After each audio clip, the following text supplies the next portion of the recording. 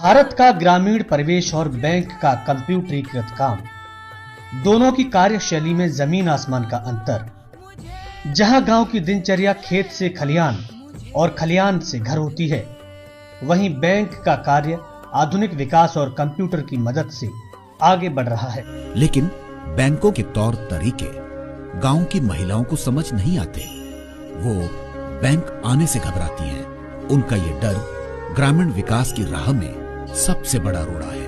बैंकों का नहीं है तो 4 किलोमीटर जाना पड़ता है। अगर गए तो लिंक फेल है तो यूं ही दिन भर काट के आना है, कुछ नहीं हुआ तो कल फिर जाइए तो फिर खर्च पड़ जाता है। 2-3 घंटा लाइन में लगना पड़ता है, विड्रॉल भरना पड़ता है, इसके बाद मुझे पैसे मिलते हैं। नहीं खुला खाता कैसे खुलता है? हमारे गांव से करीब 5 किलोमीटर दूरी बैंक पड़ती है। वहाँ पर काफी समय लगता है और सारे दिन की दिहाड़ी चली जाती है। ग्रामीण इलाकों में जहां 15-20 किलोमीटर तक कोई बैंक नहीं है, उन ग्राम वासियों में अधिकतर लोगों के खाते तक नहीं खुले थे और जो ग्रामीण हिम्मत करके गांव से बैंक जाते भी थे, उन्हें बैंक की भीड़ भाड़, लंबी कतार में अपनी बारी का इंतजार करना और बैंक की जटिल प्रक्रिया से परेशान होना पड़ता था। लेकिन एक सखी ने ये सब कुछ कितना आसान बना दिया। ये सखी सबकी सच्ची सखी बन गई, जो उनकी आर्थिक जरूरतों के लिए घर से बैंक की दूरी को खत्म कर बैंक को ही घर घर तक ले आई और ये सखी बन गई हमारी बैंक सखी। ना किसी लाइन में लगने का झंझट और ना ही कोई फॉर्म भरने की जरूरत, बस आधार नंबर बताया, दादी का आधार कार्ड दीजिए, अंगूठा लगाया, ये फिंगर लगाइए यहाँ पे और काम झट से हो जाता है। दादी ये आपका पैसा। दीदी लोग को जो भी ट्रांजैक्शन का काम करना रहता है, जैसे निकासी करना हुआ या बचत करना हुआ, जमा करना हुआ, तो वो सब हम समूह में ही जाके करते हैं।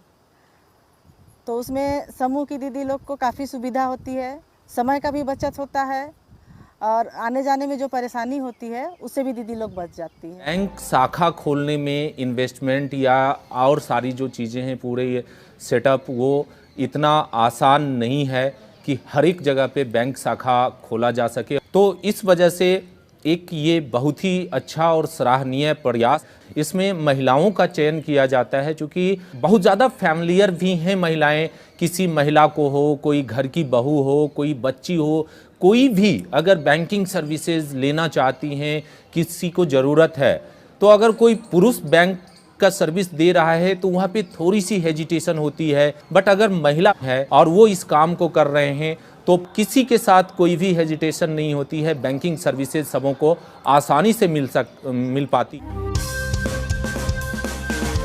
बैंकिंग कॉरेस्पॉन्डेंट सखी के जरिए बैंक अब गांव तक आ पहुंचा है। लोगों को घर बैठे बैंकिंग की बुनियादी सेवाएं मिल रही हैं। ना लाइन का चक्कर और ना ही किसी फॉर्म की दरकार। बस आधार नंबर बताया, अंगूठा लगाया और काम हो गया। जो लोग नहीं आ पाते हैं उसका आधार नंबर डायल करके फिर उनका फिंगरप्रिंट लेते हैं, सक्सेस हो जाता है तो उनको पैसा दे देते हैं, फिर उनका सिग्नेचर ले लेते हैं। जोहार दीदी से पूरा 200 रुपया निकाल सकती हैं बच्चे के फीस के लिए? जी हाँ, पूरा निकाल सकती हूँ।